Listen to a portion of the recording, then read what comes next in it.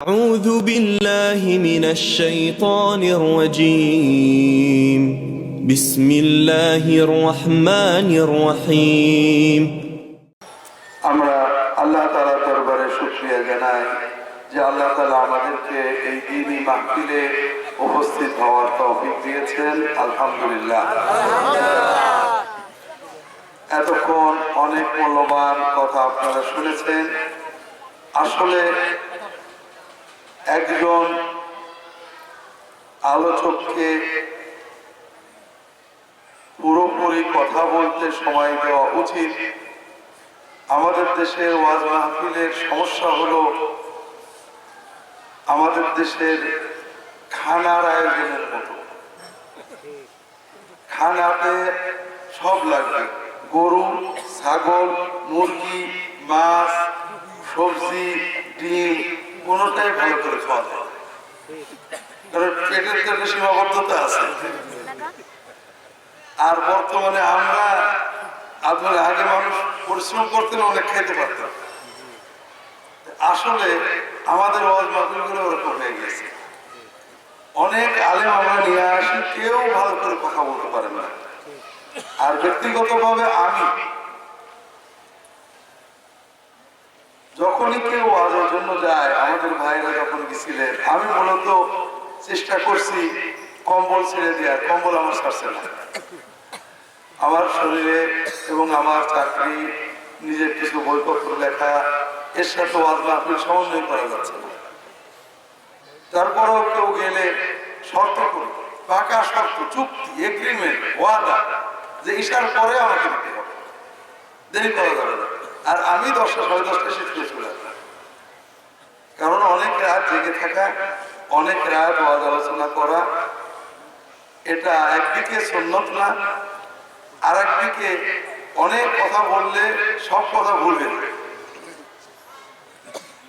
যে সর্ব অবস্থায় আজকেও আমার সাথে সেরকম কথা ছিল, এসে দেখি আপনারা অনেক আলেম দাওয়াত দিয়েছেন, সবাইকে কিছু কথা বলতে হবে। এখন রাত অনেক হয়ে গেছে, প্রায় 10টা বাজে। আমি অল্প কিছু সময় দু একটা কথা বলার চেষ্টা করব।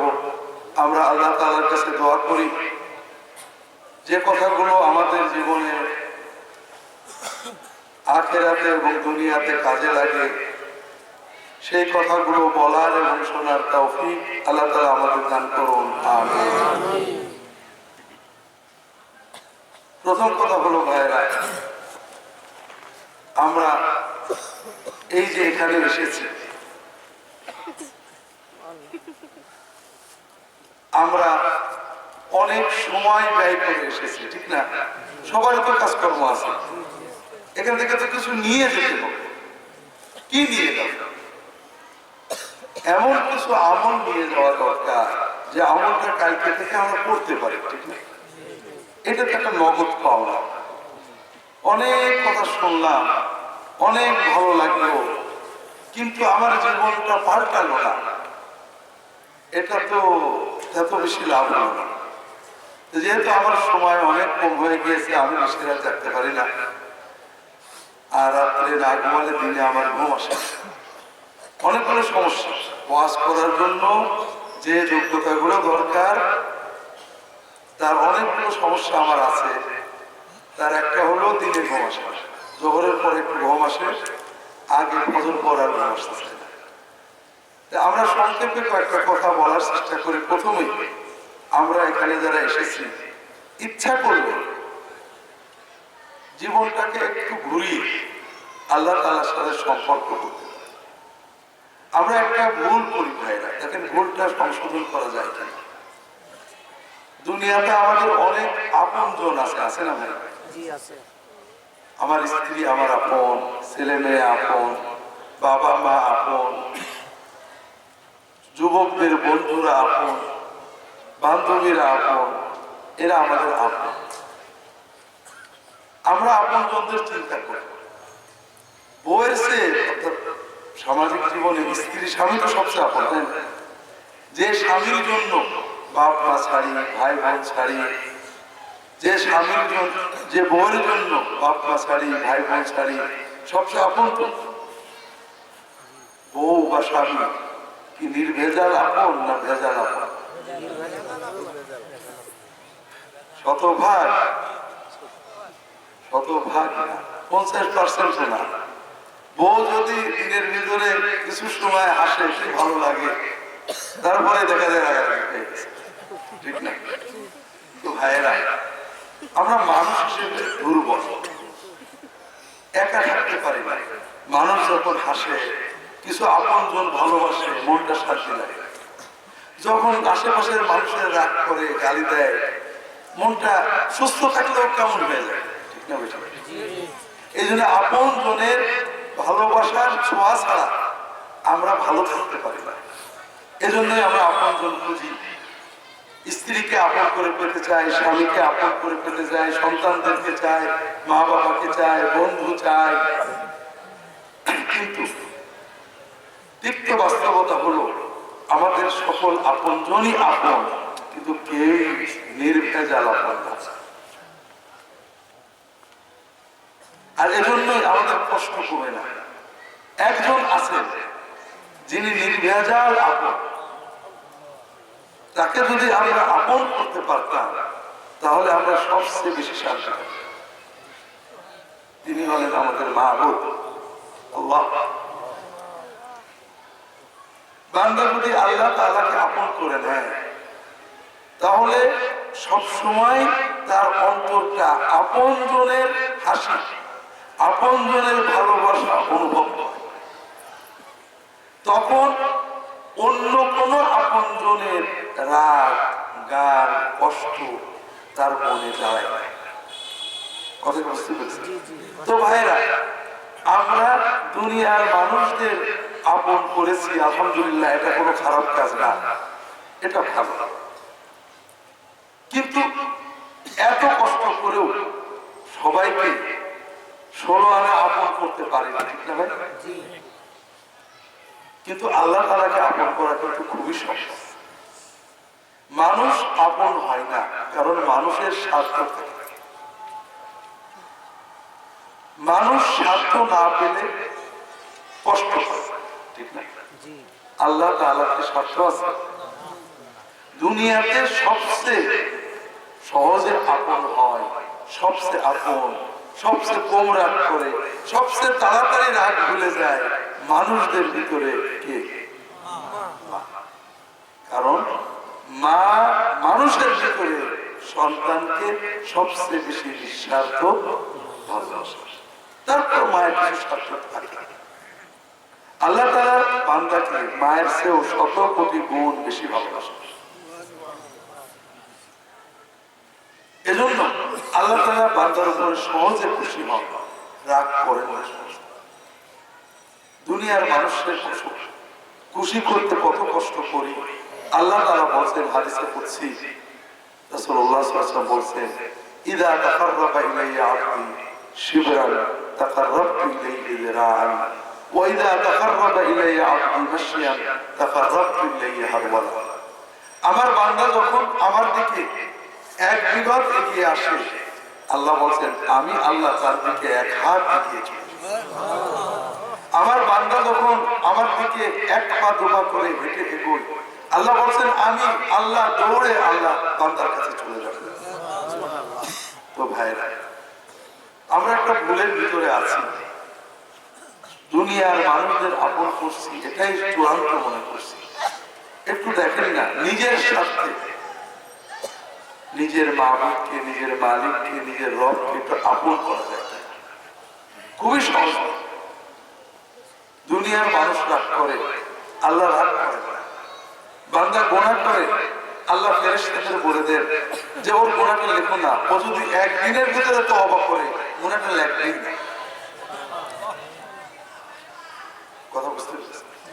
কাজেই ভাইরা, প্রথম যে চিন্তাটা আমাদের আনা উচিত, আপনাদের সবাইকে অনুরোধ করবো, নারী, পুরুষ, শিশু, কিশোর, যুবক, বৃদ্ধ, আমরা জীবনটাকে একটু ঘুরাই যে আল্লাহ তুমি বানিয়েছি,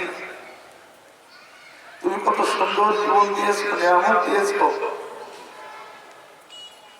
দুনিয়ার সবাইকে আপন করলাম, তোমাকে করা হলো না, আমি তোমাকে আপন করতে চাই। এটা নিয়ে বিশ্বাস করে আমি যদি আল্লাহর দিকে এক বিঘাতে হই, আল্লাহ আমার দিকে এক হাত এগিয়ে আসবে।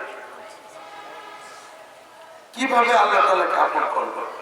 দুনিয়ার মানুষকে আপন করা কঠিন, কারণ দুনিয়ার মানুষ সন্দেহ করে, মনের কথা জানে না। আল্লাহ তাআলা তো সন্দেহ করবে, আল্লাহ আমাদের মনের কথা জানে না। কাজেই আমি যখন অন্তর দিয়ে আল্লাহ তাআলার কাছে বলবো যে আল্লাহ আমি ভুল করেছি, তুমি আমাকে মাফ করে দাও, আল্লাহ যখন দেখবেন যে সত্যই বান্দা অন্তর থেকে বলছে, আল্লাহ সব মাফ করবে।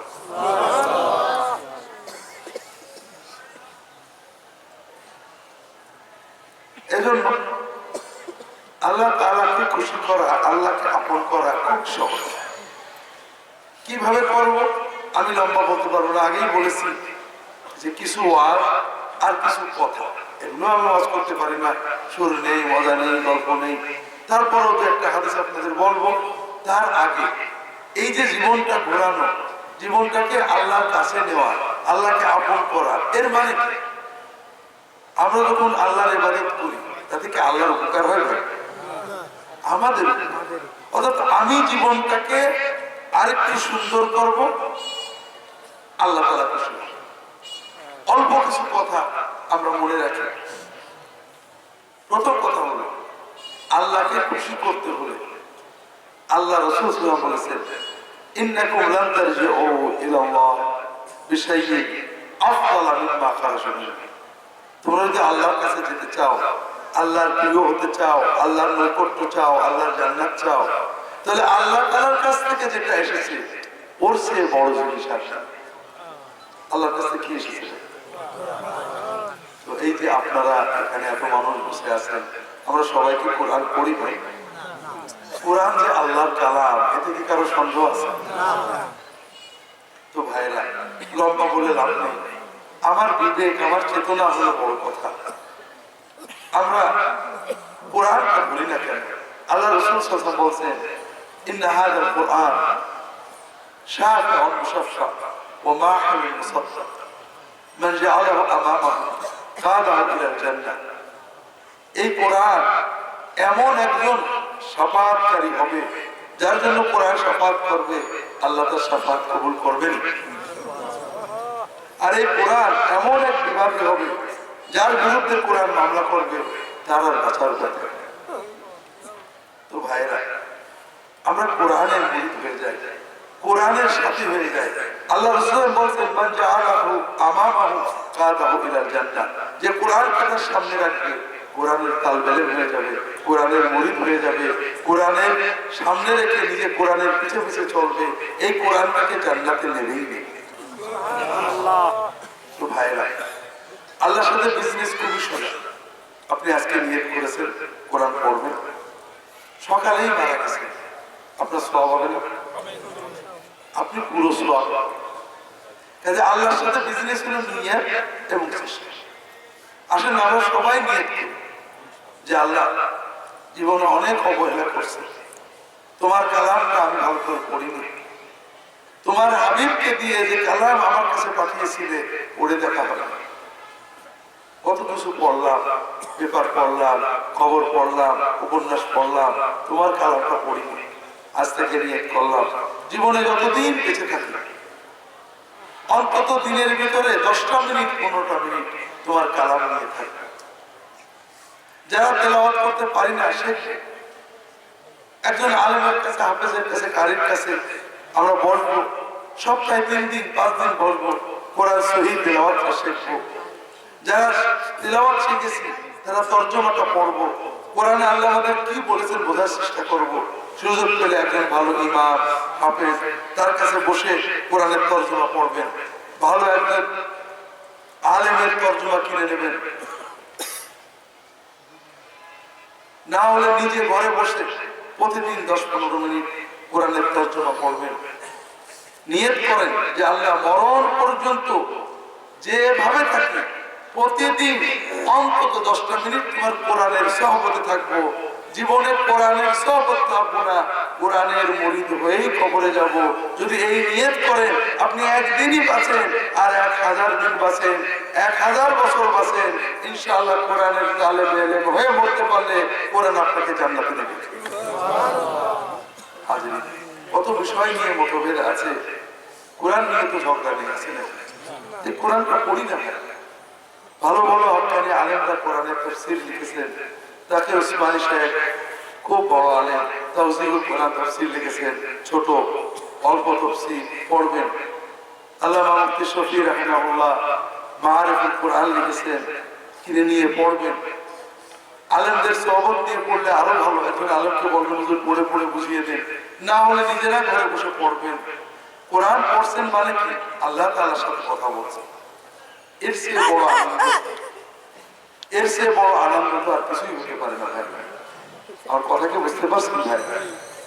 তো ভাইরা, আল্লাহ আপন হতে গেলে প্রথম তালে কি লাগবে?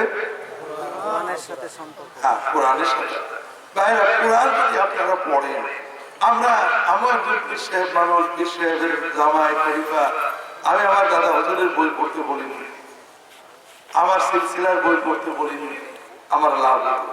কোরআন পড়লে কি আমার কাছে কিনা বাড়বে ভাই? কোরআন আল্লাহ তাআলা, কোরআন পড়লে আপনারা লাভবান হবেন। আমি আশা করি আল্লাহ তাআলা আমাকে কিছু সওয়াব দেবেন। কোরআন নিজেরাই শুধু পড়বেন না, আওলাদদের পড়াবেন। বড় কষ্ট লাগে। গতদিন ফেনী গেছি ভাই, গত কয়েকদিন আগে প্রশ্ন করেছে, হুজুর উলামায়ে কেরাম, আলেমরা, মাওলানারা, ইমামরা জানাজা পড়ে টাকা নেয়, জায়েজ আছে কিনা? আমি বললাম যে কেন? এটাই তো ভালো সিস্টেম। আপনার ছেলেকে জানাজা শেখাবেন না, খবরদার। আমরা আছি তো, আমরা আছি না? আপনার ছেলে যে জানাজা পড়তে পারে তাহলে আমাদের লস না? আপনার ছেলেকে কোরআন শেখাবেন না, খবরদার। আমরা আছি না? আপনার ছেলে যদি কোরআন শিখে যায় তাহলে আমাদের লস না? প্রয়োজনে আমরা কবরের পরে 40 দিন কোরআন পড়তে পারি, শুধু টাকা দিলে। এটাতে আমাদের লাভ হয়, আপনাদের কি কিছু হয়? এই যে সিস্টেম গুলো আমরা বানিয়েছি, এটা আমাদের জন্য। আর ইসলাম আপনার জন্য। আপনার ছেলে মেয়েকে কোরআন শেখাবেন, বিশ্বাস করেন। আমরা যখন আপনাদের জন্য, আমরা ছোটবেলায় মাদ্রাসায় ছিলাম, হুজুররা নিয়ে যেতেন, কেউ মারা গেছে, এক পারা করে কাটা কোরআন শরীফ আমাদের হুজুররা ধরিয়ে দিতেন, প্রত্যেকে এক পারা পড়ব। আমরা যাইতাম মাইয়াতের মহব্বতে, ইখলাসের সাথে যাইতাম, ঠিক না? অসম্ভব। না গেলে হুজুর মারবে, গেলে একটা খাওয়া হবে, এই মেয়ে দিয়ে। বিশ্বাস করেন মাইয়াতের প্রতি কোনো মহব্বত করি নাই। যাওয়ার পরে কোরআন পড়তাম খুব ইখলাসের সাথে, আল্লাহ সওয়াব দেবে। হুজুর দেখলে পড়তাম, হুজুর না থাকলে গুতুগুতি করতাম। আমাদের হুজুররা বলে দিত, কালেমা যখন খতম হতো, আরে মুটো মুটো করে দে, একটা ক্ষেত্রের কোনো সময় আছে না? কি পরিমাণ সওয়াব হয়। এই জন্য ভাইরা, এই সমস্ত ফাঁকির ভিতরে যেয়ে নিয়ে আওলাদদের কোরআন শেখায়। বিশেষ করে সময় বড় কঠিন, আমি লম্বা বলতে পারবো না। আমরা যখন ছোট ছিলাম, সিনেমা দেখার জন্য সিনেমা হলে যাওয়া লাগতো, ঠিক না? এখন সিনেমা হলে যাওয়া লাগে আপনার ছেলের পকেটে, মেয়ের পকেটে মোবাইল। এর চেয়ে খারাপ কোন সিনেমা হল দুনিয়ায় নেই। এইটা তো আপনার ছেলেকে কিনে দিতেই হবে, দিতে হবে না?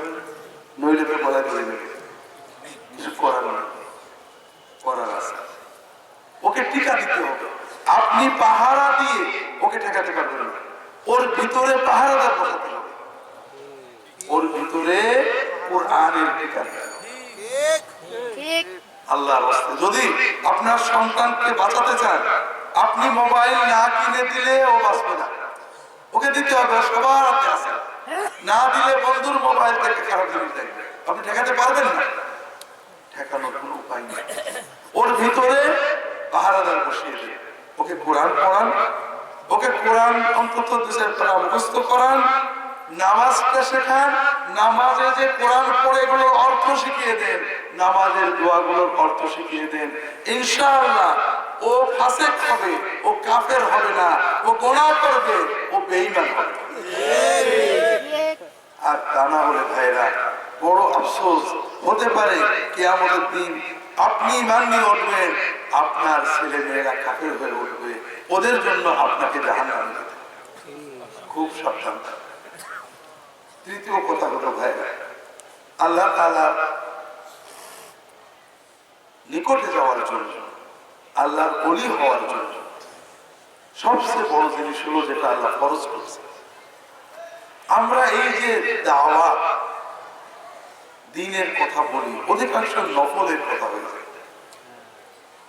এমনকি আমরা অংশে মনে করি ফরজ পড়ে কি হবে, ফরজের বোধে না জানি। ভাইরা একটু কোরআন দেখেন, হাদিস দেখেন। আমি লম্বা বলার সময় নেই, সময় আপনারা খেয়ে ফেলেছেন।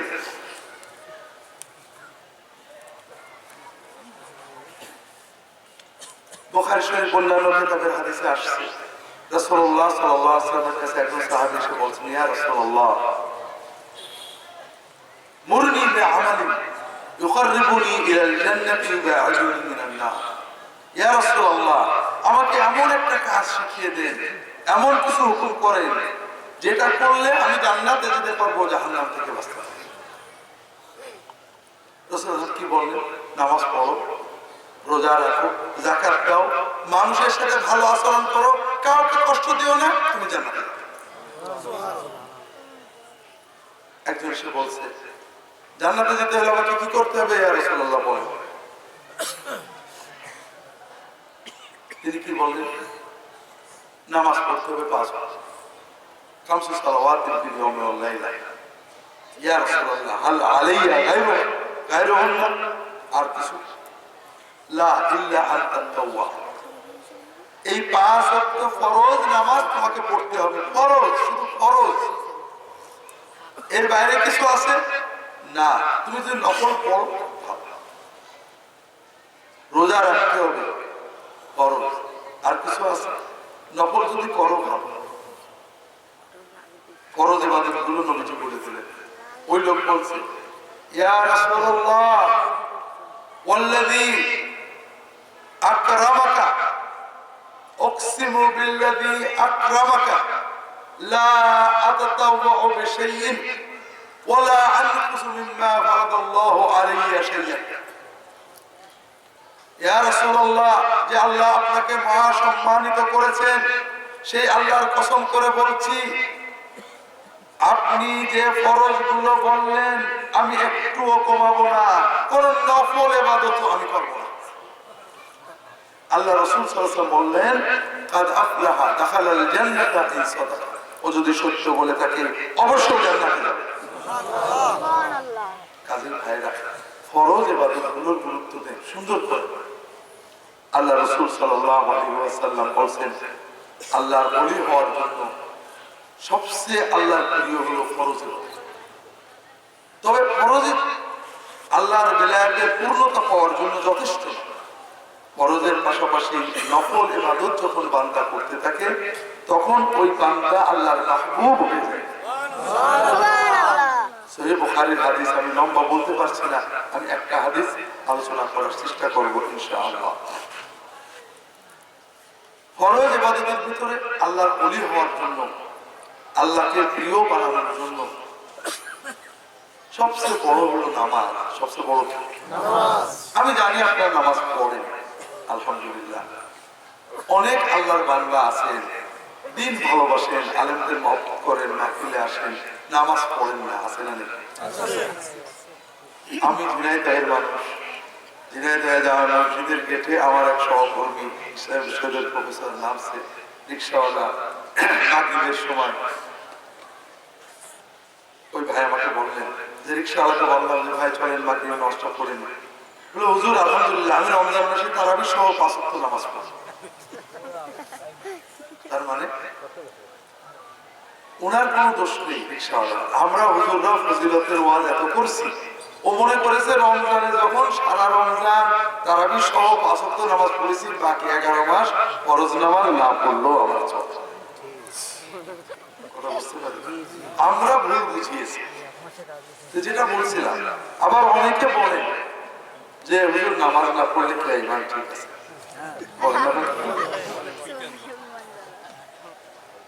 অনেকে বলে আমাদের হুজুরের মুড়ি ধরে নামাজ লাগে না, খুলনায় আছে না?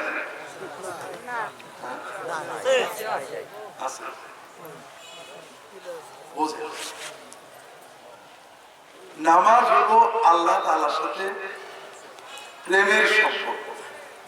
আপনার এলাকার আপনাকে মহব্বত করে, যখনই বাড়ি থেকে আপনি যান খুব খুশি হয়, কথাবার্তা বলেন, চা খান, চলে আসেন। আপনার এক বন্ধু দলের চামচা, বেশ মাঝারি মিডিয়াম বা বড় নেতা, বলছে যে তুই প্রতিদিন এমপির কাছে যে বসে বসে সময় নষ্ট করিস, তুই আমার গ্রুপে চলে যাই, তোর যদি কখনো কোনো সমস্যা হয় আমি এমপির কাছে সমাধান করে দেব। বুদ্ধিটা কেমন হলো? বুদ্ধিটা কেমন হলো? আপনার কথা বুঝতে পারেন না? আপনার সাথে এমপির পার্সোনাল সম্পর্ক আছে। এমপি বলেন আমি যখন বাসা থেকে আসবো, যান, কথা বলেন, গল্প করেন, হয়তো চা খান। একজন বললো তুই প্রতিদিন এমপির কাছে যে সময় নষ্ট করার দরকার, আমার গ্রুপে থাকবি, এমপির কাছে তো যাওয়া লাগবে না, যদি এমপির কাছে কোনো কাজ থাকে আমি করে দেবো, তুই প্রতিদিন সময় নষ্ট করছিস। এই আপনার বন্ধুর বুদ্ধিটা আপনার জন্য ভালো না খারাপ? ওকে আপনার ভালো চায় না খারাপ? ও আপনার মাথায় কাঁঠাল ভেঙে খেতে চায়, ঠিক না? আপনি এমপির কাছে কোনো গরজে যান না, মহব্বতে যান, কিন্তু সম্পর্ক যদি থাকে কখনো দরকার হলে চাইলে পাবে। আর যাওয়া বন্ধ করে দিলে, সম্পর্ক কেটে গেলে তখন আর চাইলে পাবে না, তখন ওই চামচাকে টাকা দিতে হবে, ঠিক না? এমপির পাওয়ার বেশি না আল্লাহর পাওয়ার বেশি। আল্লাহ বলেন বান্দা আমি তোমাকে বানিয়েছি, তোমাকে খুব ভালোবাসি, দিনের ভিতরে 5 বার 5-25 মিনিট আমার সামনে এসে দাঁড়াও, আমি তোমাকে দেখবো, তোমার দিকে রহমত দিয়ে তাকাবো, তোমার কথাগুলো শুনবো। আপনার এক কৃষে বড় হুজুর বললো যে তুই প্রতিদিন আল্লাহর সাথে যে দেখা করিস কি জন্য? তুই আমার মুরিদ হ, তোমার যা লাগে আমি আল্লাহর কাছ থেকে। এই লোকটা আপনার বন্ধু না দুশমন? চাই না যে আল্লাহর সাথে আপনার সম্পর্কটা থাকে। অনেকে বলে আরে মারেফত হয়ে গেলে নামাজ লাগে না, আপনাদের খুলনায় আছে না? আচ্ছা বলেন তো, শরীর সুস্থ হলে আর খাওয়া দাওয়া লাগে না? খুলনায় আছে? খুলনায় আছে নাকি? কোথায় থাকতে পারে?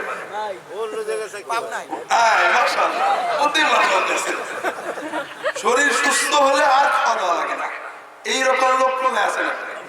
থাকলে কোথায় থাকতে পারে? তাহলে যে লোক বলে মারেফত হয়ে গেলে আর নামাজ লাগে না, তো পাবনায় যাওয়া উচিত, কথা বলেন। এরপরে কথা আছে, মুহাম্মদ সাল্লাল্লাহু আলাইহি ওয়াসাল্লাম মারেফত ছিল না? ছিল। মারেফতের পরেও উনি নামাজ লেগেছে না লাগেনি? যদি কেউ মনে করে আমার মারেফত নবীর চেয়েও বেশি, আমার আর নামাজ লাগে না, সে কি মুসলমান না কাফের? অনেকে বলে মন ভালো হয়নি তো নামাজ পড়ো, আগে মন ভালো হোক তারপর নামাজ পড়ো, আছে নাকি? আরে শরীর খারাপ আর খাবো কি, আগে সুস্থ হই তারপরে খাবো, খুলনায় আছে না? থাকলে কোথায় থাকবে?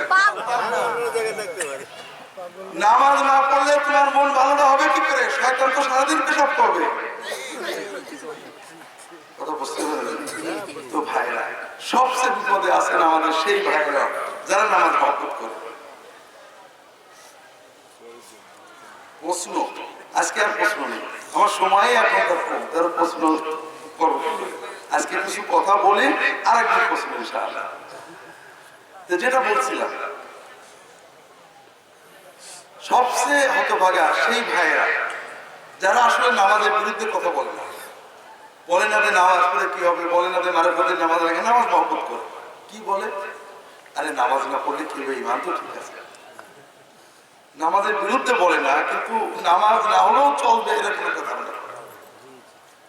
এদের সমস্যাটা বুঝে, এই যে নামাজ পড়ে না ইমান ঠিক আছে, এই রকম মুসলমান বাংলাদেশে যত বেশি থাকবে আমাদের হুজুরদের তত বেশি লাভ হবে। কেন?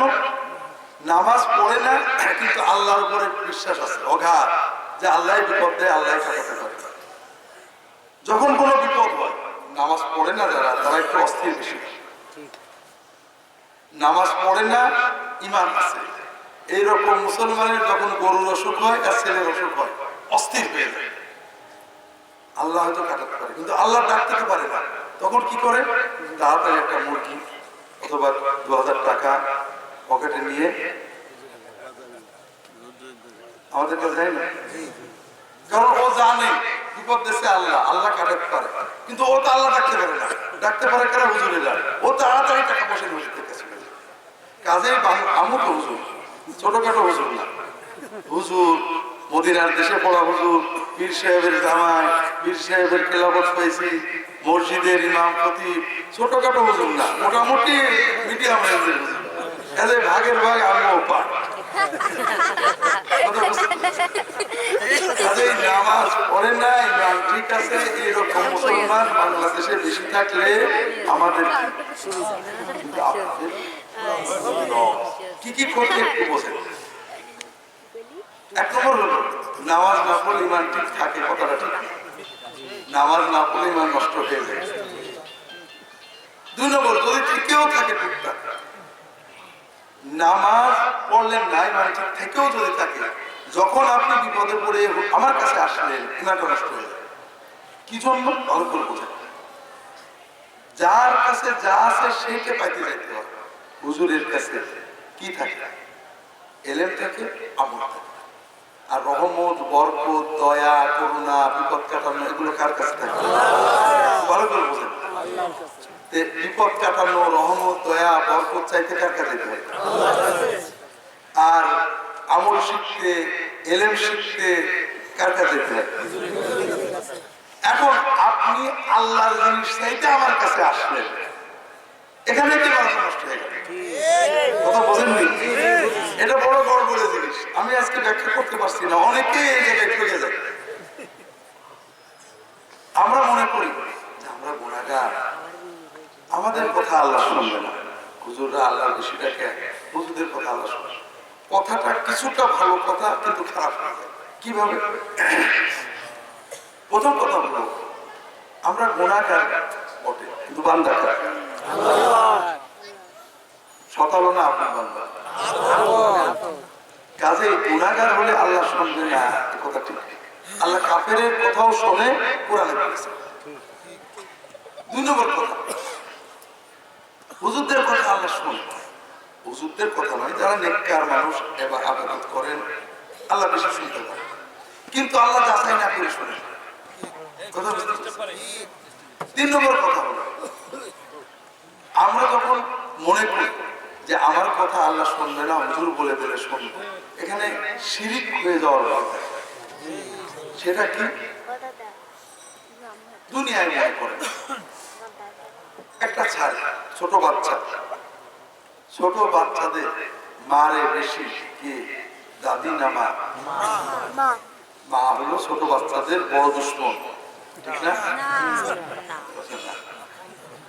আচ্ছা বলেন তো, দিনের ভিতরে বাপ কয়বার মারে, রাগ করে গায়ে গায়ে ধমক দেয়, মা কয়বার দেয়? বেশি না কম? মা তো বড় দুশ্মন। খালা কয়বার দেয়? একবার। আচ্ছা আমরা হুকুম অমান্য করে বেশি কার? বাপের না মা?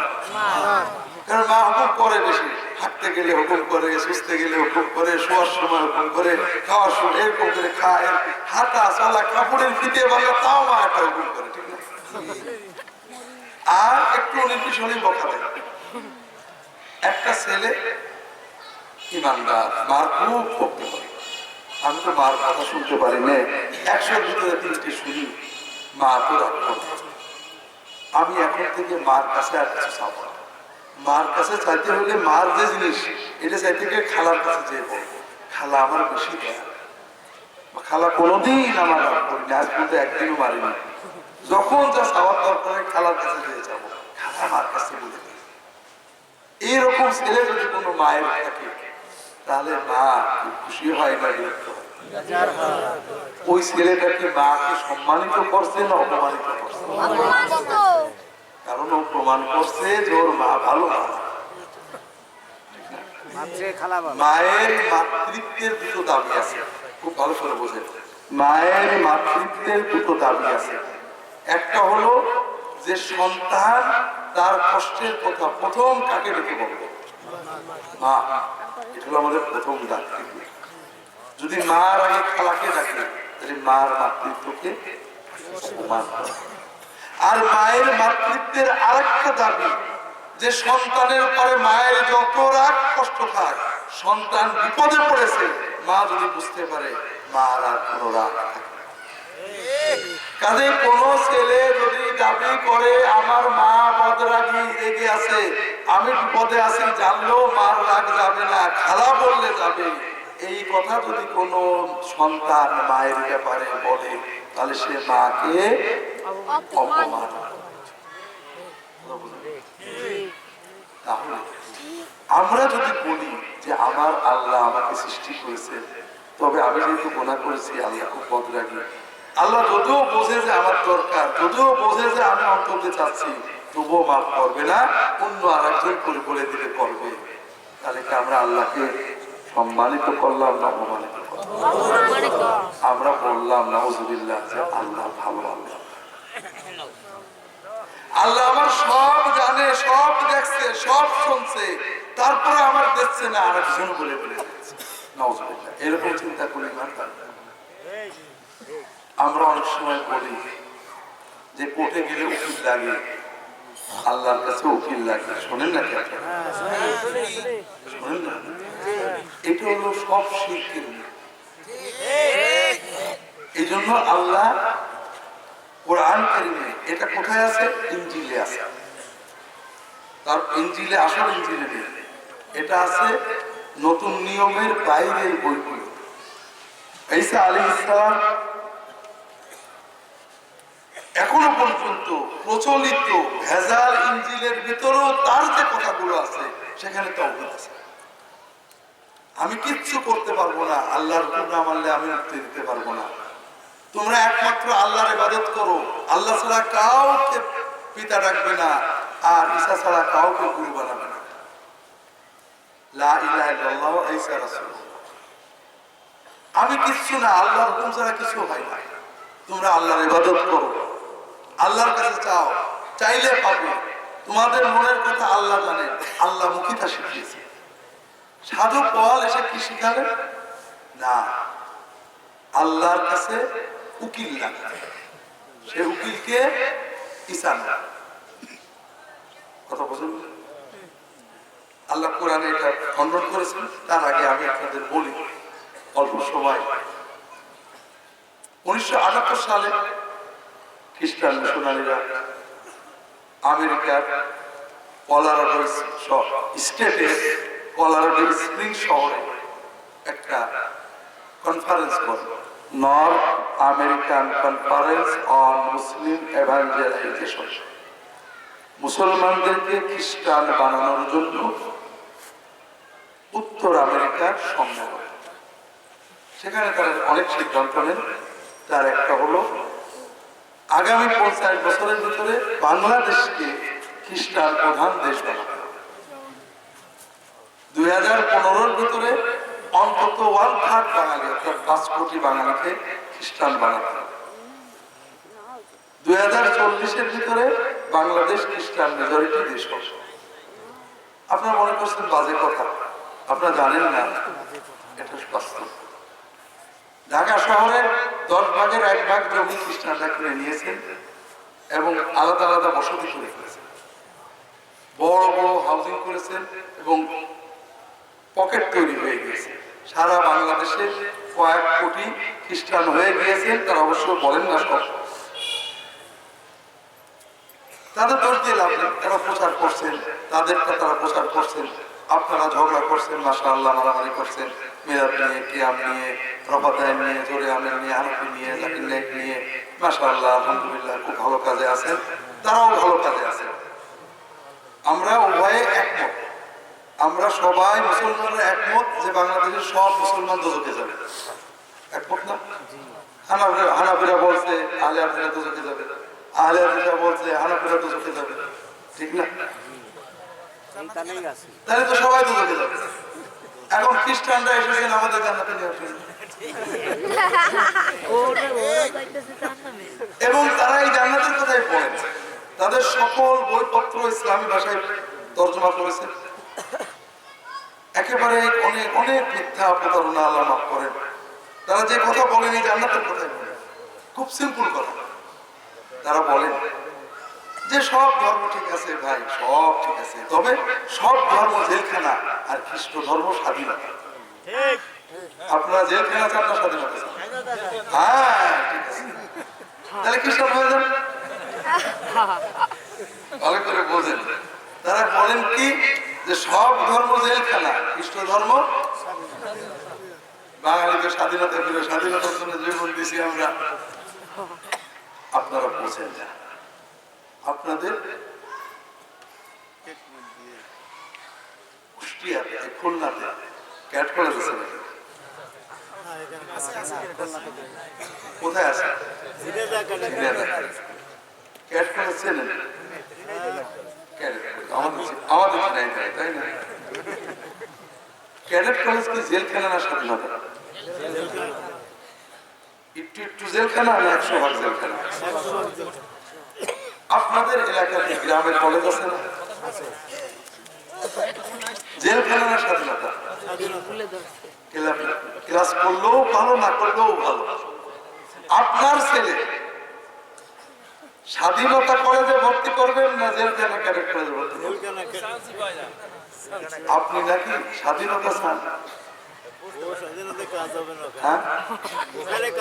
খুব ভালো করে বোঝেন, স্কুল কলেজ মানে স্বাধীনতার নামে লেখাপড়া বন্ধ করা নয়, জেলখানার নামে লেখাপড়া করা, ঠিক না? কোন কলেজ যদি বলে আমাদের কলেজ স্বাধীনতা, আসে হাজির হও, ক্লাস করো, না করো একেবারে পাস। আর কলেজ ক্যাডেট কলেজ পরাধীনতা, ভর্তি হলে ছুটি ছাড়া বেরোতে পারবে না, 1 মিনিট দেরি হলে পিটিয়ে তক্তা করে দেবে, গায়ে দিয়ে ধুয়ে দেবে। আপনার ছেলে কোন কলেজে দেবে? ওই জেলখানায় দেবেন, স্বাধীনতায় দেবেন না। কারণ লেখাপড়া মানে স্বাধীনতা না, লেখাপড়া মানে নিয়ম শৃঙ্খলা। তাহলে ধর্ম কি স্বাধীনতার নামে পাপের লাইসেন্স দেওয়া, না মানুষকে আইন নিয়ম তাকওয়ার মাধ্যমে পরিপূর্ণ মানুষ তৈরি করা? খ্রিস্ট ধর্ম স্বাধীনতার নামে পাপের লাইসেন্স দিয়েছে, মানুষকে মহা পাপী বানিয়েছে। শুধু বানাইনি, বলেছে। সাধু পল বলেছে, সবচেয়ে সুন্দর বলেছে মার্টিন লুথার, প্রোটেস্ট্যান্ট খ্রিস্ট ধর্মের প্রতিষ্ঠাতা। ইন্টারনেটে যে ক্লিক করবেন, scene SIN boldly BOLDLY boldly, তার একটা লেকচার আছে, বই আছে, জার্মান ভাষায় লেখা, ইংরেজি অনুবাদ করা। সিন boldly,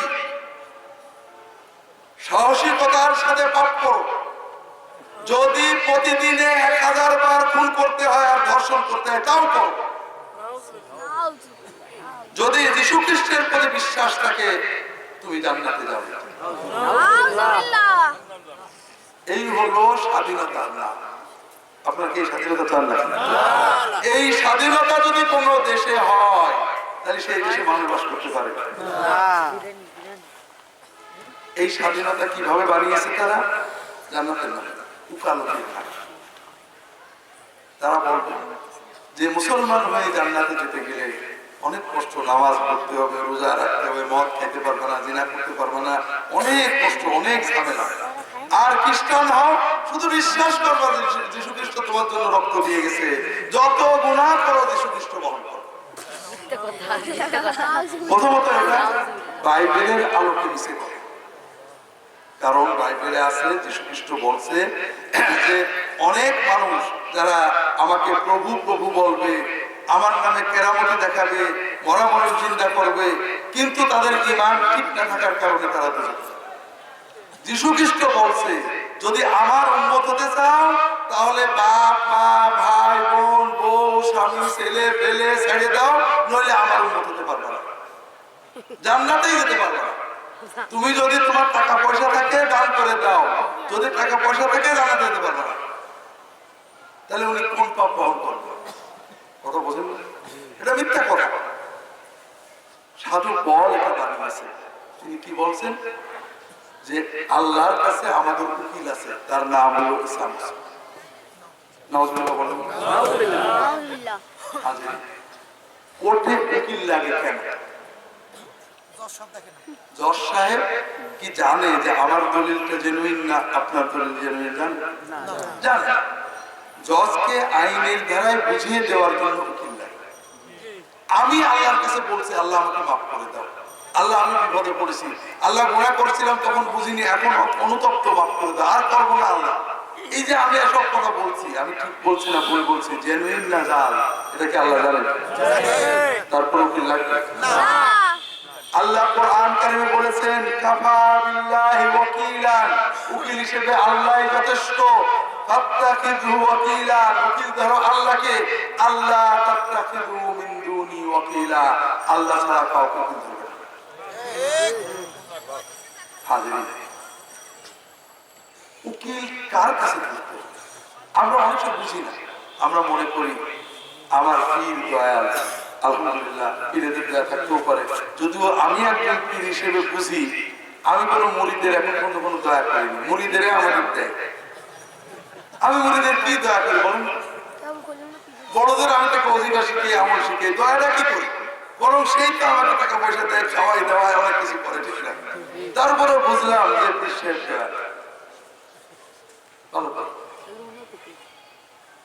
আল্লাহ রাসূল সাল্লাল্লাহু আলাইহি ওয়াসাল্লাম দয়া, এটা আল্লাহই বলেছেন, আল্লাহই তাকে রহিম বলেছেন, রহম বলেছেন, কোনো সন্দেহ নেই।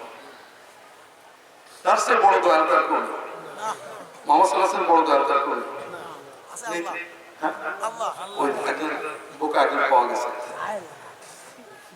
মুহাম্মদ সাল্লাল্লাহু আলাইহি ওয়াসাল্লাম বড় দয়া তার কোন? আল্লাহ। এই জায়গায় আমরা ভুল করি, এই জায়গায় বিনা মুশকিল করি। আমরা মুহাম্মদ সাল্লাল্লাহু আলাইহি ওয়াসাল্লামকে দয়া রহিম রহম চিন্তা করতে, আল্লাহ যে সবচেয়ে বড় দয়া, আমার প্রতি দয়া মমতা সবচেয়ে বেশি কার? আল্লাহ। সে আল্লাহর কাছে উকিল লাগে কেন? লাগবে না। শাফাআত তো করবেন নবী রাসূলরা আল্লাহর অনুমতি, আল্লাহ দয়া করে অনুমতি দেওয়ার পরে। কথা বুঝতে পারলেন?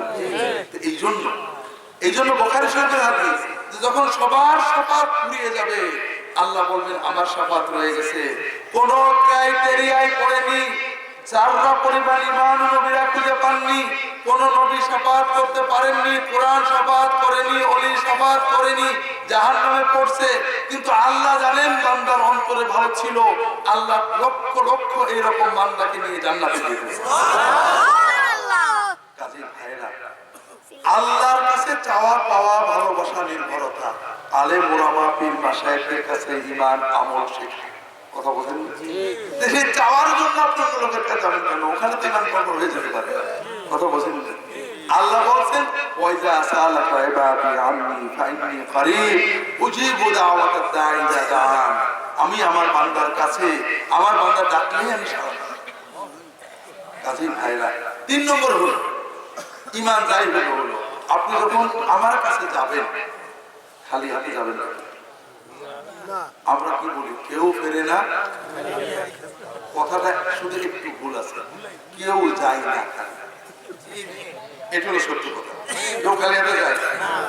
আপনি একটা ছাগলই আনেন আর 2 কেজি আমি আনেন, আনলেন আমি খেলাম, ওটা আপনি আপনার বাচ্চা দিয়ে খেতে পারতেন, ওটাও তো আপনি ঠকলেন। 4 নম্বর, আমি দোয়া করলাম, নেককার মানুষের দোয়া আল্লাহ কবুল করে, আল্লাহ যাচাই করে পড়ে।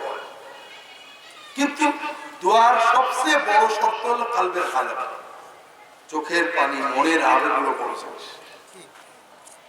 আপনি যখন আমার কাছে দোয়া চান, হুজুর আমার আপনি কি দেখেছেন যে আমি চোখের পানিতে আল্লাহর কাছে আল্লাহ আল্লাহ লোককে আল্লাহ মাফ করো, দেখেছেন? ভক্তের জন্য দোয়া করতে আলেম ওলামারা চোখের পানি ফেলে খেলে দোয়া করে দেখেছেন না? সাধারণ দোয়া করে, ঠিক না? হুজুররাও কান্দেন, দোয়া করেন। হুজুর আলহামদুলিল্লাহ অনেক হুজুর আল্লাহওয়ালা আছেন, তাহাজ্জুদে কাঁদেন, চোখের পানি ফেলেন। ওই সময় যদি আপনার কথা মনে পড়ে দোয়া করেন, আল্লাহ দিলে হতে পারে, বলা যায় না। কিন্তু আপনারা যখন হাতে এটা দিয়ে দিয়ে আমাদেরকে দোয়া চান, আমরাও ওরকম দোয়াই করি। কিন্তু এর বদলে আপনি যদি কেন্দ্রে দোয়া করতেন, এই দোয়া কবুল হওয়ার সম্ভাবনা অনেক বেশি ছিল। কথা বোঝেন না? 4 নম্বর কথা হলো, মা যখন বলে খবরদার আমার মা রাখবি, দূর হয়ে যাওয়ার দরকার, মা বলে না? বলে না? অনেকবারই বলে। একটা ভালো ছেলে, বুদ্ধিমান ছেলে, মার কোনো কথা শুনে না। যেই মা বলেছে খবরদার মা ডাকলে বাড়িতে দূরে যেতে, তাড়াতাড়ি পুতলা পুতলি নিয়ে চলে যাচ্ছে। এরকম ছেলে আছে নাকি? দুনিয়াতে আছে। ছেলে বোঝে যে মা চলে যেতে বলছে মানে চলে যেতে বলছে না, রাগ করেছে, একটু মাল জড়াই ধরে মা মাফ করে দেবে, ঠিক না? কোন বাচ্চাকে যদি মা বলে দূর হয়ে যা, দূর হয় না, ছোট বাচ্চা, শিশু বাচ্চা, ওর ইমানটা দেখে। যখন মা খুশি থাকে, দাদির কোলে যায়, খালার কোলে যায়, কিন্তু মা রাগ করেছে, চড় মেরেছে, হাওয়া মাওয়া করে কাঁদছে, দাদি এসে দিতে যায়, মা জয় থাকে। ও জানে মাকে রাগিয়ে রেখে কারোর কাছে যাওয়া যায় না, মার চেয়ে বড় আপন। ওর ওই শিশুর ইমান আছে, দুর্ভাগ্য আমাদের আমাদের আল্লাহ বিপদ দেন। বিপদ কে দেন? কেন দেন? আল্লাহ কোন স্বার্থ আছে না। বান্দা যখন ক্ষতির পথে, বরকতহীনতার পথে, খারাপের পথে যায়, আল্লাহ একটু পথে যে বান্দা যেন ভালো হয়, আমার টাকা, ওর অন্তর থেকে গুনাহটা চলে যায়, হিংসাটা চলে যায়। যদি আমি, আমাদের অন্তরগুলো কঠিন, গুনার হয়ে কান্না আসে না, কিন্তু বিপদে কান্না আসে না। আপনি আমি নিজে অনেক ঘটে একজন মানুষের পা জড়াই ধরে চোখের পানিতে কাঁদে, আমার হুজুর বলে খুব বিপদে, ছেলে কথা শুনছে, অমক বিপদ, ছেলের মদ খাচ্ছে, ছেলে গাঁজা খাচ্ছে, বেটার বই করে, হুজুর দোয়া করেন, কান্দে আমার সামনে, চোখের একটা পানিতে ভেসে যায়। আজকে এসে যে কাঁদছে, তোর কোনো স্বভাব আছে? কিন্তু এই কান্নাটাই শুধু আল্লাহর কাছে কান্না। কি হতো? খুব ভালো করে বোঝেন, আল্লাহ আমাদেরকে কষ্ট দেন, বিপদ দেন, যেন আমরা আল্লাহর কাছে হাত তুলে কাঁদি। বিপদে পড়ে আপনার কাছে এসে না কেঁদে, যদি আপনি 2 রাকাত নামাজ পড়ে আল্লাহর কাছে কাঁদতেন যে আল্লাহ গুনাহগার, মাথা মরে যাচ্ছে, ছেলেটার অসুখ, আল্লাহ মাফ করে দাও, আপনার বিপদও কেটে যেত। আর ওই চোখের পানি আল্লাহর কাছে ফেলার কারণে আপনি আল্লাহর ওলি হয়ে গেলেন। আমরা বুঝলাম না যে কার কাছে করতে চাইতে। যেটা বলছিলাম, আল্লাহ রাসূল সাল্লাল্লাহু আলাইহি ওয়াসাল্লাম বলেন, আকরাবু মা ইয়াকুনুল আবদু মিনাল্লাহি ওয়া হুয়া সাজিদ, বান্দা যখন নামাজে সিজদা করে আল্লাহর সবচেয়ে কাছে চলে যায়। সিজদায় দোয়া করলে আল্লাহ কবুল করে দেন। আপনার সামনে দুটো অপশন, বিপদে পড়েছেন, অসুখ বিসুখ হয়েছে, মামলা মোকদ্দমা হয়েছে।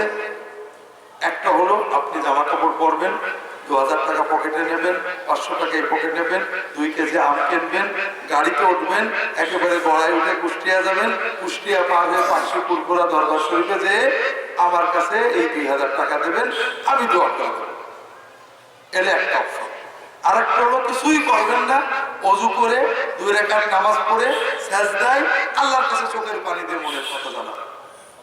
আপনার জন্য সুবিধা করতে 2 নম্বর অপশন, কিন্তু আপনি করেন। এই জন্য আমি বলি, নিজের ভালো পাগলেও বোঝে, কিন্তু বাঙালি বোঝে না। বাঙালি আমাদের ভালো বোঝে, নিজের ভালোটা বোঝে। তো ভাইরা, এই জন্য যারা নামাজ পড়েন না, বলেন ইমান ঠিক আছে, একটু নামাজটা পড়েন, আপনার মালিকের সাথে আপনি সম্পর্ক করেন। আমরা ঠকে যাব, আপনি জিতে। নামাজ আল্লাহ সহজ ইবাদত, এর চেয়ে প্রিয় ইবাদত নেই। আমরা নামাজকে কঠিন করে ফেলেছি। নামাজের হুজুর টুপি নেই নামাজ পড়ি নে, ওযু নেই নামাজ পড়ি নে, পাক কাপড় নেই নামাজ পড়ি নে, এরকম আছে না? নেই? নামাজে সব লাগবে, কিন্তু সব মাপ হবে। টুপি থাকলে টুপি মাথায়, নইলে খালি মাথায়, কাপড় থাকলে কাপড় গায়ে, নইলে খালি গায়ে, লুঙ্গি থাকলে লুঙ্গি পরে ন্যাংটো হয়ে নামাজ পড়তে হবে, তাতেও নামাজ হবে 16 না 17। পাক কাপড় জোগাড় করতে না পারলেন না পাক কাপড়েই নামাজ পড়বেন, সূরা কেরাত জানেন না, কিছুই জানেন না, শুধু দাঁড়িয়ে আছেন, দাঁড়িয়ে দাঁড়িয়ে সুবহানাল্লাহ বলেছেন অথবা আল্লাহু আকবার বলেছেন, রুকুতে সাজদায় আত্তায়াতে শুধু সুবহানাল্লাহ দিয়ে নামাজ পড়বেন, ওটাতেই নামাজ হয়ে যাবে 16 না সওয়াব। পাশাপাশি শিখতে থাকবেন। আল্লাহ তাআলা আমাদের তৌফিক দান করুন, আমিন। নামাজটাকে আল্লাহর সাথে সম্পর্কের বড় বাঁধন হিসেবে নেন। যারা নামাজ পড়েন অনুরোধ করবো একটু নামাজটাকে মন দিয়ে আমাদের পড়তে হবে। নামাজে যে দোয়াগুলো পড়ি একটু বুঝি, নামাজের ভিতরে অল্টারনেট দোয়া, শুধু একটা দোয়া না, এক এক সময় এক একটা পড়ি। একটু নামাজের ভিতরে আল্লাহর সাথে কথা বলি, প্রতিটি সেজদায় আল্লাহর কাছে কিছু না কিছু চাই। নামাজটা মন দিয়ে পড়েন, নামাজে আল্লাহর কাছে চাইতে থাকেন, নামাজ থেকে জীবন্ত করেন, ইনশাআল্লাহ নামাজ আপনাকে আল্লাহর সাথে জুড়ে। এরপরে আল্লাহর সাথে বন্ধুত্বের জন্য, আল্লাহকে আপন করার জন্য ছোট ছোট কয়েকটা কথা বলবো। আমি লম্বা করবো না ভাইরা, 11টা বেজে গেলাম, 11টায় শেষ করে দেওয়ার নিয়ে। 1 নম্বর হলো ফরজ ওয়াজিব, এগুলো তো আছে। 1 নম্বর হলো কোন মানুষের ক্ষতি করবে না। কথা বুঝতে পেরেছেন? আমি ওয়াজ করতে পারছি না, শুধু পয়েন্ট করছি, যারা ভালো মনে করেছে। আল্লাহর কাছে গুনাহ করেছেন, মদ খেয়েছেন, অনেক কিছু করেছেন, আল্লাহ সহজে মাফ করবেন, কিন্তু আপনার দ্বারা যেন কোনো মানুষের ক্ষতি না, এটা চেষ্টা করবেন সাধ্যের ভিতরে, কারণ এই গুনার মাফ। 2 নম্বর হলো নফল ইবাদত যাই করতে পারেন না পারেন, সুযোগ পেলেই মানুষের উপকার করবেন। কথা বুঝতে পেরেছেন? সুযোগ পেলেই মানুষের উপকার করবেন। বিশ্বাস করেন, লম্বা বলতে পারলাম না। আল্লাহর ওলি হওয়ার জন্য, আখিরাতে মর্যাদা পাওয়ার জন্য, দুনিয়াতে বরকত পাওয়ার জন্য আল্লাহর মাখলুকের খেদমতের চেয়ে বড় জিনিস আছে। সুবহানাল্লাহ। 3 নম্বর খুবই বড় কাজ, মুসলমানদেরকে হিংসা করে। মুসলমানদের কি করবে? না করা, উল্টো হিংসা করা। ভালো করে বোঝেন, মুসলমানে হিংসা করা কি ফরজ ইবাদত, নবীর সুন্নাত না? একটু বোঝেন। আপনাদের এলাকার মসজিদে ফজরের নামাজের জামাতে মুসল্লি সবচেয়ে কম হয় না? এরাই তো সবচেয়ে আল্লাহর প্রিয় বান্দা, ঠিক না? যারা ফজরের নামাজের জামাত মিস করে না, এরা কারা? একজন জামাত, একজন চরমনাই, একজন তবলিগ, একজন আলে হাদিস, একজন হানাফি, একজন কওমি, একজন আলিয়া, একজন ফুরফুরা, একজন শশিনা, এরকম এই সব গ্রুপেরা জামাতে নামাজের গুরুত্ব দেয়। মুসলমানদের আবার অনেক গ্রুপ আছে, হয়তো পীরের মুরিদ আছে, নামাজ কালামের ধারে না, আছে না? জামাতে নামাজের ধারে শরিয়াতের গুরুত্ব দেয় এই ধরনের মানুষ, চরমনাই, তবলিগ, জামাত, মনে করেন শশিনা, ফুরফুরা, আলে হাদিস, হানাফি, এরাই তো মনে করেন এইরকম 10 জন লোকে ফজরের নামাজ জামাত পড়ছে এক মসজিদে। সবার ভিতরে তো অনেক মহব্বত, প্রচন্ড মহব্বত। হানাফি আলে হাদিস প্রচন্ড মহব্বত, চরমনাই জামাত প্রচন্ড মহব্বত। তাহলে বোঝা গেল যে আপনার এলাকার বেশ মুসলমান যারা ফজরের নামাজ জামাতে পড়ে, তারা এক মুসলমান আর এক মুসলমানের হিংসা করে, বিদ্বেষ করে, শত্রু ভাব করে। কাজেই মুসলমানের শত্রু ভাব করা, খারাপ জানা, এটা আল্লাহর প্রিয় ইবাদত, ঠিক না? আল্লাহর ফরজ ইবাদত, নবীর সুন্নাত, মুস্তাহাব, কি তাহলে আমরা কেন করি? কারণ ভাইরা, শয়তান মানুষদেরকে জাহান্নামে নেবে, শিরক দিয়ে নেবে, বেদাত দিয়ে নেবে, এবং আপনার ফেস ফুজুর, মদ, সিনেমা ইত্যাদি। আল্লাহ তাআলার কিছু জান্নাত পাগল বান্দা আছে, জান্নাতে যাওয়ার জন্য কোট করেছে। কোট করা বোঝেন না? চরমনায় চলে গেছে, ফুরফুরা চলে গেছে, সহি আকীদার চেষ্টা করছে, জামাত ইসলামে চলে গেছে, নামাজ কাজা করবে না, রোজা নষ্ট করবে না, দাড়ি ছাড়বে না, পাগড়ি ছাড়বে না, কোনো গুনাহ করবে না। এই ধরনের জান্নাত পাগল বান্দাদেরকে দোজখে নেওয়ার জন্য শয়তান কি চেষ্টা করবে না করবে? কি দিয়ে করবে? এরা তো কোনো গুনাহ করবে না, হ্যাঁ, হিংসার একটা বৈশিষ্ট্য আছে। মদ খেলেন গুনাহ হবে, কিন্তু নামাজের সব কাটা যাবে না। আপনি কি বলেন, জেনা করেছেন গুনাহ হবে, কিন্তু যাকাতের সব করবে না। আর হিংসা করলে এগুলো নষ্ট হতে পারে। এই জন্য ভাইরা, আমি লম্বা আজকে বলতে পারছি না, আমার কষ্ট হচ্ছে, এত দূর থেকে আসছি, আমাকে রেস্ট নিতে হবে, আমি সিরাজ রাখতে পারি না। তা আমার অনুরোধ হলো ভাইরা, লম্বা বলছি না, সহজ কথা, মুসলমানকে দুশ্মন ভাববেন না। মুসলমানের ভিতরে খারাপ আছে, কিন্তু তার ইমানটা আছে না। আমি একটা উদাহরণ, মনে করেন একজন লোক সর্বনা হুজুরের গায়ে গায়, ফুরফুরা হুজুরের মুড়ি, কিন্তু নবীকে গায়ে গায়, নবীর দায়িত্ব রেখেছে, নবীর নামাজটা পড়ে, নবীর কোরআন পড়ে, নবীর পথে চলে, কিন্তু সর্বনা হুজুরকে ভণ্ড বলে, দেখতে পারে না। সর্বনার মুরিদের জন্য ওই লোকটার প্রতি শত্রুভাব থাকা দরকার না মহব্বত থাকা দরকার? শত্রুভাব যদি রাখেন তাহলে বুঝতে হবে আপনার নবীর সে ফিরব।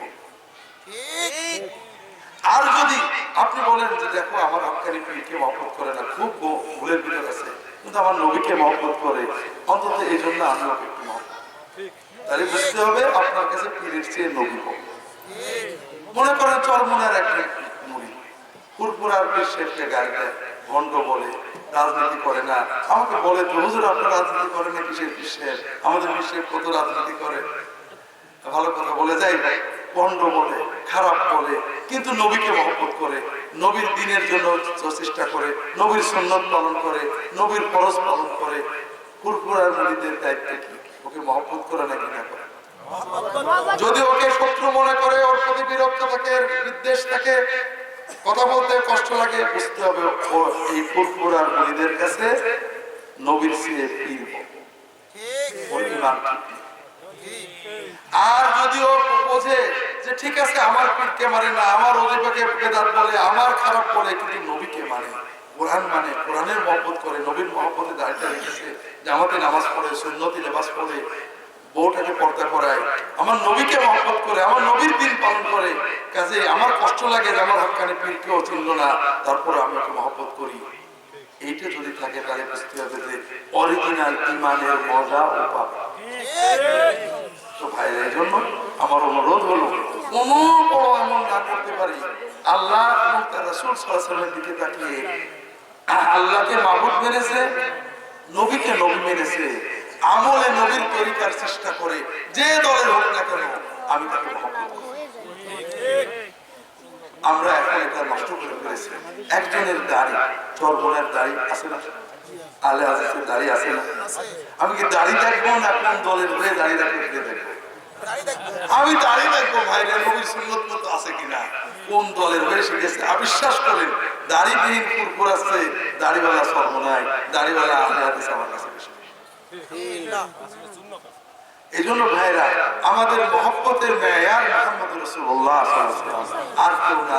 ইমাম বুখারী লিখেছেন, বাবু আলামাতুল হুব্বি ফিল্লাহ লিকাউলিহি তাআলা, কুল ইন কুনতুম তুহিব্বুনাল্লাহা ফাত্তাবিউনি ইউহিব্বুকুমুল্লাহু ওয়া ইয়াগফির লাকুম যুনুবাকুম। আল্লাহকে কে কত মহব্বত করে এর মেয়ার মুহাম্মদ রাসূলুল্লাহ সাল্লাল্লাহু আলাইহি ওয়াসাল্লাম। যার ভিতরে মুহাম্মদ সাল্লাল্লাহু আলাইহি ওয়াসাল্লামের সুন্নাত, ফরজ, দ্বীন যত বেশি পাবেন, তাকে তত বেশি মহব্বত করা আপনার ঈমানের দায়িত্ব। এটা হলো আল্লাহর বেলায়েতের মজা পাওয়ার, আল্লাহর মহব্বতের মজা পাওয়ার বড় পথ হলো যে দুনিয়ার কোনো বিচার করবেন না, দল না, মাযহাব না, পীর না, তরিকা না, আল্লাহকে সামনে রেখে, মুহাম্মদ সাল্লাল্লাহু আলাইহি ওয়াসাল্লামকে মেয়ার রেখে মানুষকে ভালোবাসবেন, দেখবেন আল্লাহর মহব্বত, নবীর মহব্বত অন্তরে বেড়ে গেছে। ভাইরা, আর অল্প একটা কথা বলবো, পারিবারিক জীবন আমরা বুঝি না। আমার আজকের ইচ্ছা ছিল পারিবারিক জীবন নিয়ে কথা বলা। আল্লাহর প্রিয় কাজ হলো পারিবারিক কাজ। আমরা বুঝি না, আমরা মনে করি অনেক পুরুষ আছেন আল্লাহর জন্য সময় দেন, মসজিদ কমিটিতে কাজ করেন, মসজিদ ছাড়বেন, মসজিদের টাকা দেন, জিকিরের মাহফিলে থাকেন, কিন্তু বউয়ের সাথে ঝগড়া করেন, আছে না নেই? কারণ তিনি মনে করেন মসজিদে সময় দেওয়া আল্লাহর কাজ, আর বউর সাথে সময় দেওয়া দুনিয়ার কাজ। এটা তো আল্লাহ এটা দেখবেন। আমার বউর সাথে ঝগড়া করি আর আদর করি, এটা দুনিয়ার ব্যাপার, বাথরুম সারার মতো একটা ব্যাপার। অনেক মহিলা আছেন শাওয়ালের রোজা রাখেন, শবে বরাতের ইবাদত করেন, কিন্তু স্বামীর সাথে ঝগড়া করেন, আছেন না? কারণ তিনি মনে করেন যে শাওয়ালের রোজা আল্লাহর কাম, ফকির খাওয়ানো আল্লাহর কাম, আর বরের খাওয়ানো দুনিয়ার কাম। এ আমি করলেও কি না, আল্লাহ এখানে ঢোকে না। অথচ আমি বলতে পারছি না এইটা হলো খ্রিস্টান ধর্ম, আর ইসলাম এটা আছে আমি বলতে পারছি না। বাইবেলে আছে যে আল্লাহকে পেতে গেলে বউ বাচ্চা ছেড়ে দিতে হবে, বিয়ে করবে না। বিয়ে করলে বউয়ের চিন্তা, স্বামীর চিন্তায় তুমি আল্লাহ ডাকতে পারবে না। বিয়ে করো না, আল্লাহ ডাকবে। আর ইসলাম বলে না, বিয়ে করবা, বউয়ের সাথে বসে নষ্টি করবা, ওটা আল্লাহ বসে বলে ইবাদত। কাজে ভাইরা, পারিবারিক জীবনে আধুনিক সভ্যতা আমাদেরকে অধিকার সচেতন করেছে। নারীর অধিকার, স্ত্রীর অধিকার, স্বামীর অধিকার আবার নেই আলহামদুলিল্লাহ, বউয়ের অধিকার, নারীর অধিকার। অধিকার ভালো জিনিস। ইসলাম আমাদেরকে দায়িত্ব সচেতন করেছে। তোমার অধিকার পাও না পাও কনসিডার করো, দায়িত্ব অবহেলা করো না। তো অন্য দায়িত্বে যাচ্ছি না। স্ত্রীর দায়িত্ব স্বামীর সাথে ভালো আচরণ করা, স্বামীর প্রতি কৃতজ্ঞতা অনুভব করা, স্বামীকে সময় দেওয়া। স্বামী সময় দেওয়া তাহাজ্জুদ পড়ার চেয়ে বড় ইবাদত। স্বামীর দায়িত্ব স্ত্রীর সাথে সর্বোত্তম আচরণ করা, স্ত্রীর রাগ করলে সবর করা, স্ত্রীকে কটু কথা না বলা, সবচেয়ে বেশি সময় দেওয়া, স্ত্রীর সাথে একসাথে খাওয়া, স্ত্রীর সাথে গল্প করা, সময়টা স্ত্রীকে দেওয়া। এটা মসজিদে নফল সময় দেওয়ার চেয়ে বেশি সওয়াব। শুধু একটা হাদিস বলবো, আপনারা জানেন সুবহানাল্লাহ বলবেন, আপনাদের বিরুদ্ধে তাও বলি। সাহাবীরা যে রাসূলুল্লাহ সাল্লাল্লাহু আলাইহি ওয়াসাল্লামের স্ত্রী আয়েশাকে জিজ্ঞাসা করতে রাদিয়াল্লাহু তাআলা আনহা যে রাসূলুল্লাহ সাল্লাল্লাহু আলাইহি ওয়াসাল্লাম বাড়িতে থাকলে কি করতেন, তিনি বললেন কানা ইয়াকুনু ফি খিদমাতি আহলিহি কানা ইয়াখদুমু নাফসাহু। রাসূলুল্লাহ সাল্লাল্লাহু আলাইহি ওয়াসাল্লাম যখন বাড়িতে থাকতেন তিনি খেদমতে থাকতেন। আমরা খেদমত করি না? পীরের খেদমত করি, মসজিদের খেদমত করি, মাদ্রাসার খেদমত করি। রাসূলুল্লাহ সাল্লাল্লাহু আলাইহি ওয়াসাল্লাম বাড়িতে কিসের খেদমত করতেন? আজকে বলেন, বউরা শুনলে আমাদের কথা বলতে। রাসূলুল্লাহ সাল্লাল্লাহু আলাইহি ওয়াসাল্লাম যখন বাড়িতে থাকতেন তার স্ত্রীর সংসারের কাজে সহায়তা করতেন, নিজের জামাটা নিজে ধুয়ে নিতেন, নিজের জুতা নিজে সেলাই করতেন, স্ত্রীর সাথে একসাথে খাইতেন, গালে তুলে খাইয়ে দিতেন, সাংসারিক কাজে সহায়তা। এটা সুন্নাহ, এটা দ্বীন, এর ভিতরে বরকত রয়েছে। পারিবারিক জীবনের বরকত না পেলে যখন বুক ফুলিয়ে বলতে পারবেন যে আমার পরিবারে আমি খুব শান্তিময়, তখন বুঝবেন যে আপনি সত্যিকারের মুত্তাকি হতে পেরেছেন।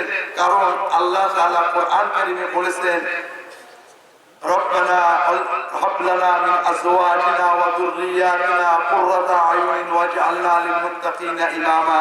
সত্যিকারের মুমিন যারা, তাদের গুণ বর্ণনা করে আল্লাহ বলেছেন, তারা আল্লাহর কাছে বলে আল্লাহ আমাদের স্বামী স্ত্রী, আমরা বাংলায় বলি স্বামী স্ত্রী, শব্দটা ভালো। স্বামী মানে মালিক, স্ত্রী মানে অধীন। আরবিতে কোরআনে কি বলেছেন? জওজ। জওজ মানে সাথী, কেউ কারো অধীন নেই। স্ত্রীকেও কি বলা হয়? জওজ। স্বামীকেও কি বলা হয়? জওজ। রব্বানা হাব লানা মিন আজওয়াজিনা ওয়া যুররিয়াতিনা, আল্লাহ আমাদের দাম্পত্য বউ স্বামী এবং সন্তানদের ভিতরে এত মিল মহব্বত দাও যেন চোখের শান্তি হয়ে যায়, এবং আমাদেরকে মুত্তাকিদের ইমাম বানিয়ে দাও। মুত্তাকিদের ইমাম তারাই হতে পারবে যারা পারিবারিক জীবনের সুন্দর জীবন, শান্তিময় জীবন, ছেলে মেয়েদেরকে সময় দেন, একসাথে তাদেরকে নিয়ে খান, তাদেরকে নিয়ে নামাজ যান, অবসর সময় চায়ের দোকানে রাজনীতি না করে বউ বাচ্চা নিয়ে গল্প করেন, আড্ডা দেন। এটা যদি করতে পারেন, এটাও আল্লাহর প্রেম অর্জন এবং একটা জান্নাতি পরিবার গঠনে আপনাকে সহায়তা করে। সর্বশেষ আল্লাহ তাআলার বেলায়েত পাওয়ার জন্য সহজ একটা কাজ আছে, অতি সহজ, সবচেয়ে সহজ। সেটা হলো সকল অবস্থায়, ওযু থাক না থাক, গোসল থাক না থাক, মাথায় কাপড় থাক না থাক, মহিলা রান্নাঘরেই থাকেন আর মাস্ক পরতেই থাকেন, যে অবস্থায় থাকেন, পুরুষ ভ্যানের হ্যান্ডেল ধরে থাকেন, দোকানের পাল্লা ধরে থাকেন, যে অবস্থায় থাকেন, দুটো কাজ করবেন। আল্লাহর কাছে চাইবেন, আল্লাহর জিকির করবেন। কথাটা বুঝতে পেরেছেন? কিভাবে চাইবেন? আপনি মাস্ক পরছেন, ওযু নেই, মাথায় কাপড় নেই, সমস্যা নেই, আল্লাহ আমার এটা দাও, সেটা দাও, আল্লাহ আমি এটা চাই, আমার ছেলে তোমার এটা দিতে হবে, আমার স্বামীকে এটা করে দাও। আল্লাহর সাথে কথা বলো, কথা বলুন। আমরা অনেক সময় চিন্তা করি দুনিয়া নিয়ে, পরিবার নিয়ে। চিন্তাতে কোনো লাভ নেই, চিন্তাটাকে দোয়ায় পরিণত করে। আল্লাহ আমাদের দেশে এসে দাও, রাষ্ট্রে এসে দাও, দুনিয়ায় এসে দাও। আল্লাহর সাথে কথা বলবেন, কথাটা বুঝতে পেরেছেন? এতে কি হবে? যতক্ষণ কথা বলবেন ততক্ষণ আল্লাহর ইবাদতের সওয়াব আপনার আমলনামায় লেখা হবে। কারণ রাসূলুল্লাহ সাল্লাল্লাহু আলাইহি ওয়াসাল্লাম বলেন আদ-দুআউ ওয়াল ইবাদা। 2 নম্বর, বান্দা বান্দি যখন আল্লাহর কাছে কিছু চায়, আল্লাহ অবশ্যই দিয়ে দেন। হয় যেটা চেয়েছে ওইটা দেন, নইলে অন্য কোনো বিপদ কাটিয়ে দেন, নইলে জান্নাতের সওয়াব জমা করে দেন। কোনো দোয়া মিস হয় না। আর আল্লাহর জিকির করুন, সুবহানাল্লাহ, আলহামদুলিল্লাহ, লা ইলাহা ইল্লাল্লাহ, আল্লাহু আকবার, লা হাওলা ওয়ালা কুওয়াতা ইল্লা বিল্লাহ। দরুদ পড়বেন, আল্লাহুম্মা সাল্লি আলা মুহাম্মাদ ওয়া আলিহি ওয়া সাল্লাম। সব সময় ওযু থাকার না থাক, গোসল থাকার না থাক, এটা আমাদের অন্তরে আল্লাহর জিকির আনবে। প্রতিটি বাক্যে অগণিত সওয়াব লেখা হবে। ঈমান এবং তাকওয়া বৃদ্ধি পাবে, আল্লাহর সাথে মহব্বত বাড়বে, আল্লাহর দ্বীন পালনের শক্তি বৃদ্ধি পাবে। আল্লাহ তাআলা সবাইকে তৌফিক দান করুন, আমিন। নবীজির তরিকায় সবগুলো করতে হবে। আমি লম্বা করতে পারলাম না, নবীজির তরিকার বাইরে করলে আল্লাহ কবুল করবেন না।